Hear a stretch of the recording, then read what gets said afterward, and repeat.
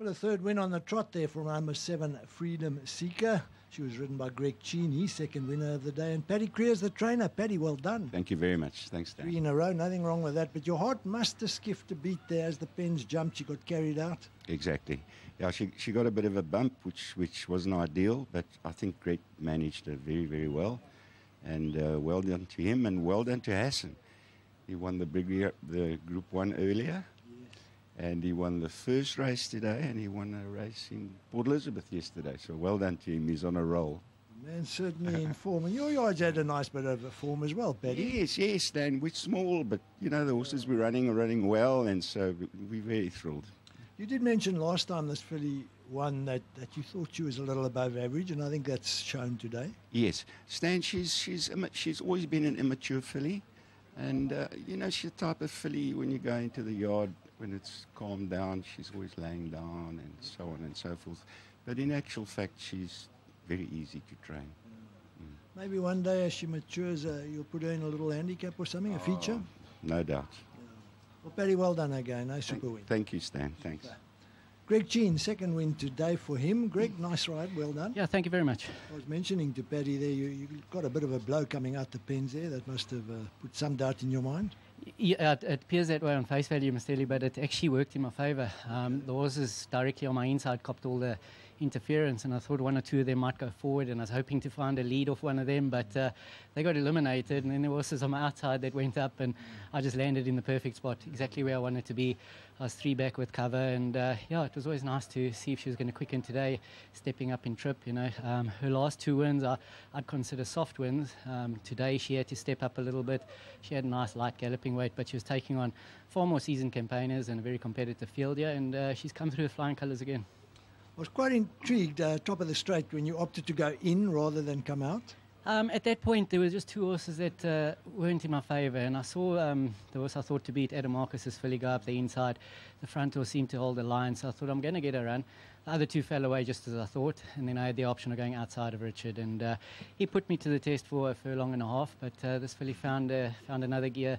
I like the way she drops her quarters and pushes on, you know, so another very nice win. I'm sure Mr. Adams is going to be very happy with this, and thank you to Patrick for keeping me up. Well said, well ridden. Thank you very much. Super, there we go. Greg Cheney, he wins again, his second win on the day. Clearly a man who plans his races very well, and it all works out nicely for him here.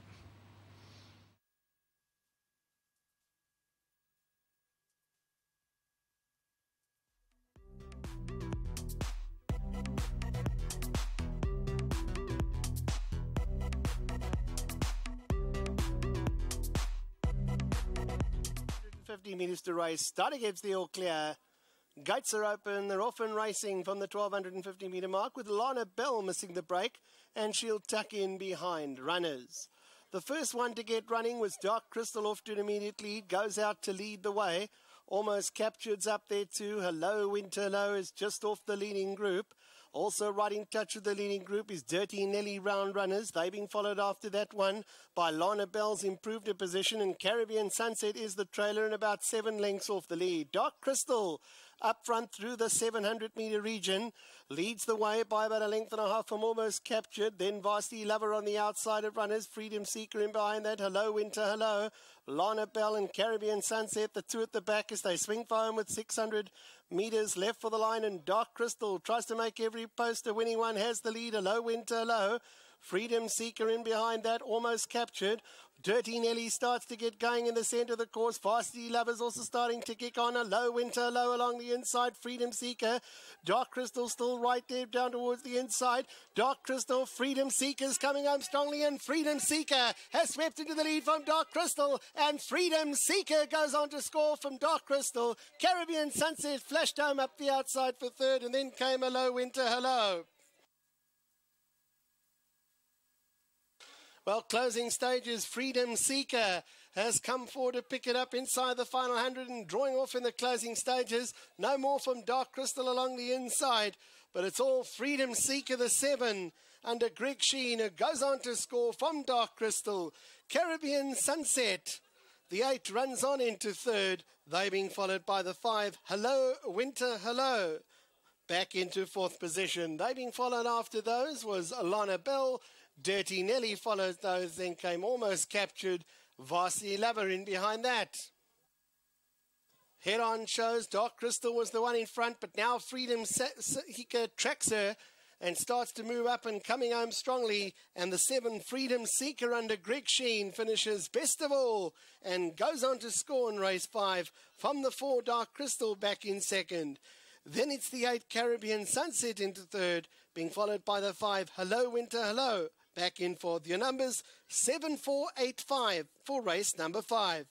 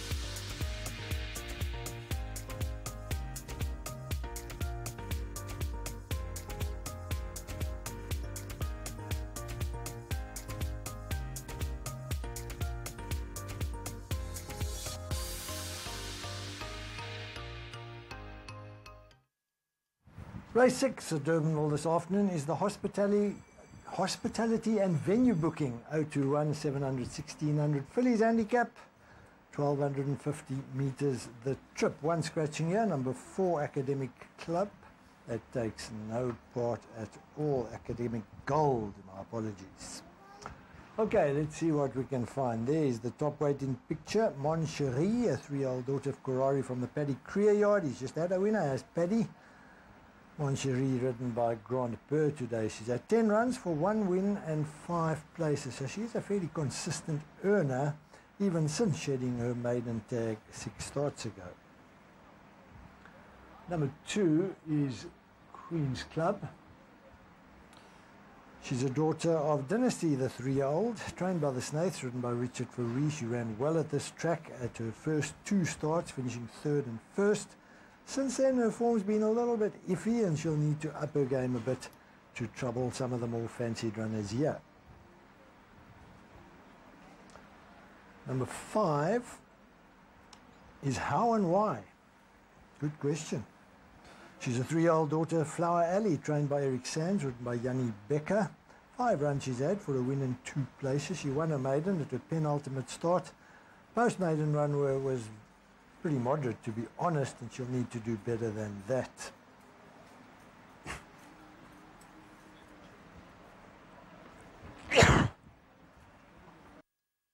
Number 7. Number 7 is Proclaimer. Well, the nice 3-year-old daughter of Dynasty is Proclaimer. She's trained by Candice Robinson, ridden by Anthony Andrews. She's had 6 runs for a win and 2 places. Won her maiden at her penultimate start, and then ran a pretty encouraging 3rd, first time out of the maidens, beaten under a length. The winner, Springers in the Air, is actually not a bad filly at all. And one feels that from a decent door, Proclaimer will go close here. Number 9 is Stella Story, the 3-year-old daughter of What a Winter. Trained by Vaughan Marshall, ridden by apprentice Liam Tarantal, who claims 2.5 kilos. Stella Story has run 7 times for a win and 2 fourths. Moderate again. In fact, since her last win, she ran 4th at her post-maiden run, but since then she's been pretty moderate and will need to up her game quite considerably. Right, let's see what we missed first time around. There's number 3, Our Prize Jewel in picture now. Well, how good is this filly? We don't know yet. She's a 3-year-old daughter of Duke of Marmalade, trained by Brett Crawford, ridden by Greg Cheen. She's only had the 1 run. She opened at 2-1, was back down to 9-10, and she won quite readily. But, having said that, the second has run unplaced at both her subsequent starts, and there really is very little to recommend that form line. Having said that, you can only win, and that's what she did. Our Prize Jewel I'm talking about. Number 6, Windsor Beat.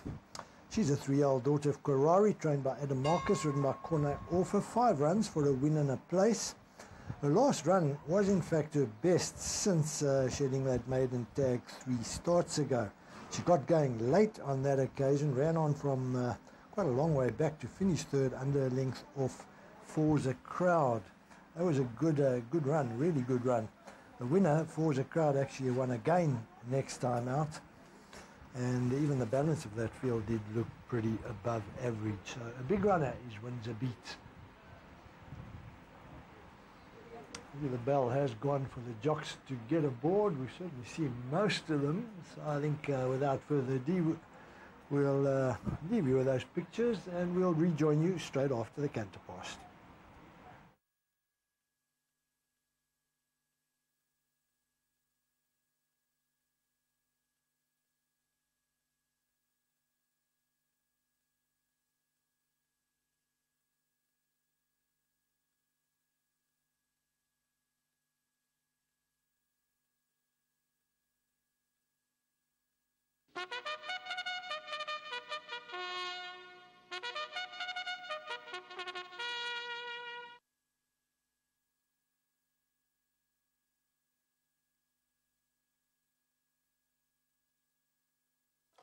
Runners now leaving the parade ring for race 6, the hospitality and venue booking.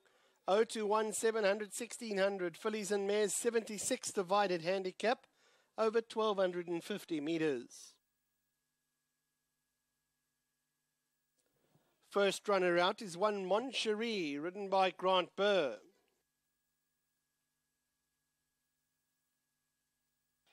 Two, Queen's Club, Richard Faree.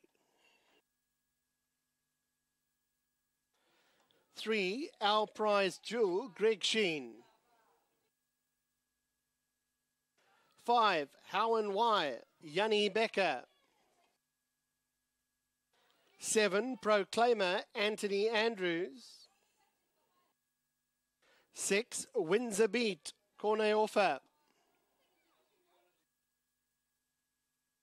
9, Stella's Story, Liam Tarantal. 8, On Captain's Side, Louis Makotwa. 10, Flymer's Kim, Zola Jacobs.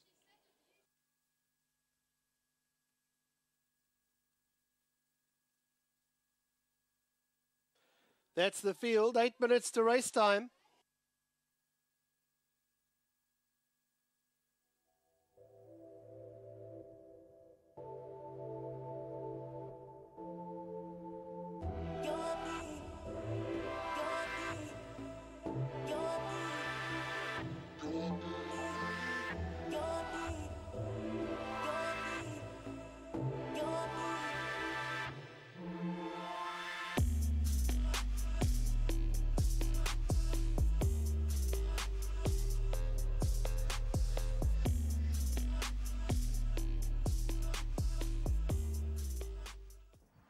Durbanville, race 6, the hospitality and venue booking, 0-1, 700, 1600, fillies handicap.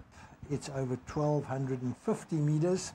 One scratching here, number 4, Academic Gold, that takes no part. And selections for my side, I've gone 3, 7, 6 and 1. I have gone with number 3, Our Prize Jewel, to win it. She's a 3-year-old daughter of Duke of Marmalade. She's out of that very good race filly, Out Table Mountain, and a good producer as well, the daughter of Fusashi Pegasus. Now, Our Prize Jewel is trained by Brett Crawford. She's ridden by Greg Sheen. She's only had the one run. She was back down to 9-10 favourite, and she won pretty readily. I've got to say, though, that the second has run twice since and run unplaced at both those starts. In fact, there's little to recommend that form line at all, other than Our Prize Jewel. You can only win, though. That's all you can do, and that's exactly what this filly did, and she did it impressively. I thought she moved to post beautifully today. Certainly the pick on the canter past was Our Prize Jewel.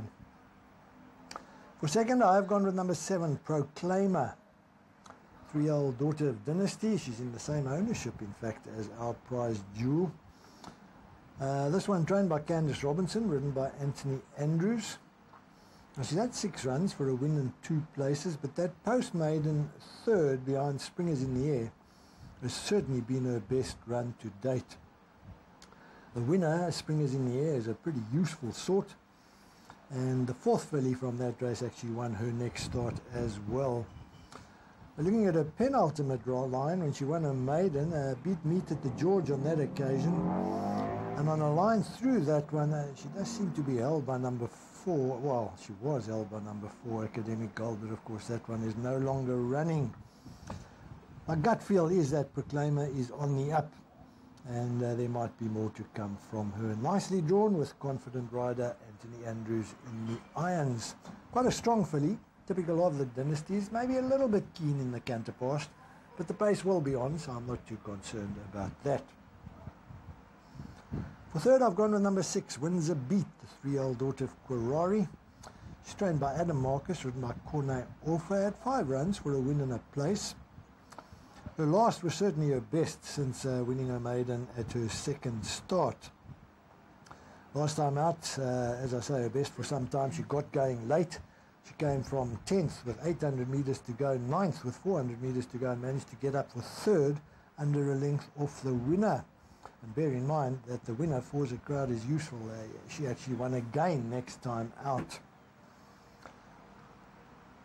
And then for the minor placing, I'm going with the top weight, Mon Chéri, another daughter of Karari, a 3-year-old she is, trained by Paddy Creo, who's just won the previous race.